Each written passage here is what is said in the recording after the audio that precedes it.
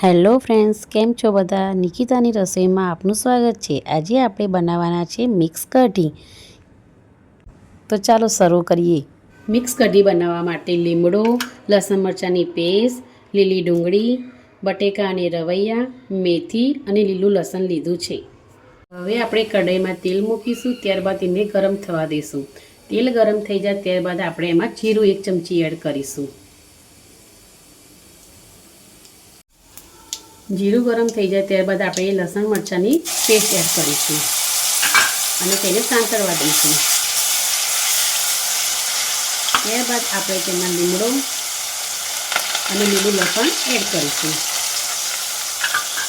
પછી બધું મિક્સ કરી દઈશું। બધું શેકાઈ જાય ત્યાર પછી આપણે લીલી ડુંગળી એડ કરીશું, રવૈયા અને બટેકા એડ કરીશું અને મેથી એડ કરીશું। પછી બધું મિક્સ કરી દઈશું અને આને ઢાંકીને ધીમા તાપે ચડાવવા દઈશું। પછી વચ્ચે વચ્ચે હલાવતા રહીશું। કઢી બનાવવા માટે આપણે દહીં લીધું છે। હવે તેમાં 2 ચમચી બેસન એડ કરીશું।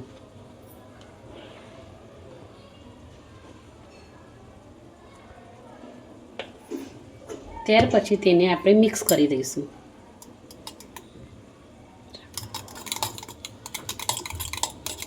હવે આપણે ચેક કરીશું કે બધું ચડી ગયું છે કે નહીં।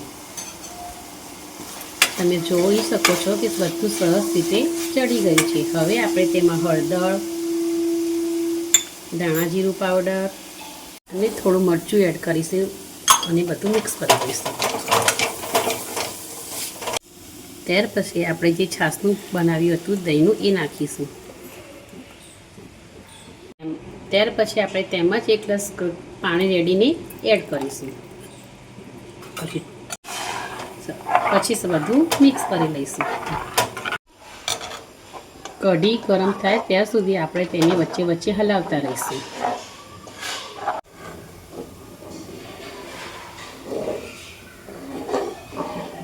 સ્વાદ અનુસાર મીઠું એડ કરીશું। આપણી કઢી હવે થઈ ગઈ છે। આપણે તેને હવે સર્વ કરી લઈશું।